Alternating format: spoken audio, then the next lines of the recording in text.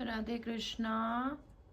पौष मास के कृष्ण पक्ष की सफला एकादशी महत्तम। अर्जुन बोले कि हे भगवान, पौष मास की एकादशी कृष्ण पक्ष की एकादशी का क्या नाम है? उस दिन कौन से देव की पूजा होती है और उसकी विधि क्या है? यह सब आप मुझे विस्तार पूर्वक समझाइए। श्री कृष्ण भगवान बोले कि हे अर्जुन, प्रेम के कारण मैं तुम्हारे प्रश्नों का विस्तार सहित उत्तर देता हूँ। अब तुम इस एकादशी व्रत का महत्तम सुनो। पौष माह के कृष्ण पक्ष की एकादशी का नाम सफला है। इस एकादशी के देवता नारायण हैं। इस एकादशी का पहले लिखी विधि के अनुसार व्रत करना चाहिए और नारायण जी की सफला नाम की एकादशी में मुझे ऋतु के अनुकूल फल अर्पण करें। मनुष्य को 5 सहस्त्र वर्ष तपस्या करने से जिस फल का पुण्य मिलता है, वह पुण्य भक्ति पूर्वक रात्रि जागरण सहित सफला एकादशी का व्रत करने से मिलता है। हे अर्जुन, अब तुम सफला एकादशी की कथा ध्यान पूर्वक सुनो। चंपावती नगरी में एक महिष्मान नाम का राजा राज्य करता था। उस राजा के 4 पुत्र थे। उन पुत्रों में सबसे बड़ा लुम्पक राजा का नाम पुत्र महापापी था। वह हमेशा पर स्त्री गमन और वैश्याओं के यहाँ अपने पिता का धन व्यय किया करता था। वह सदैव अपने ब्राह्मण, वैष्णव आदि की निंदा किया करता था। जब उसके पिता को यह अपने बड़े पुत्र के बारे में ये सब समाचार ज्ञात हुआ, तब उसने उसको अपने राज्य से निकाल दिया। तब लुम्पक सबके द्वार त्याग दिया और तब वह सोचने लगा कि अब मैं क्या करूं, कहाँ जाऊं। अंत में उसने रात्रि को पिता की नगरी में चोरी करने की ठानी। वह दिन में बाहर रहने लगा और रात को अपने पिता की नगरी में जाकर चोरी कर तथा अन्य बुरे कर्म करने लगा। रात्रि में वह जाकर नगर में निवासियों को मारता तथा कष्ट देता। कुछ ही दिनों में उसने संपूर्ण नगरी को समाप्त कर दिया।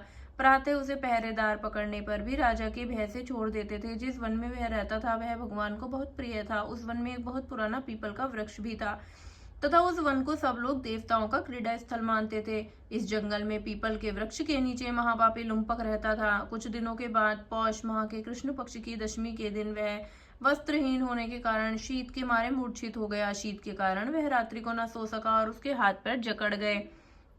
उस दिन वह रात्रि बड़ी कठिनता से बीती, परंतु सूर्य नारायण के उदय होने पर भी उसकी मूर्छा ना गई। सफला एकादशी के मध्याह्न तक वह दुराचारी मूर्छित ही पड़ा रहा।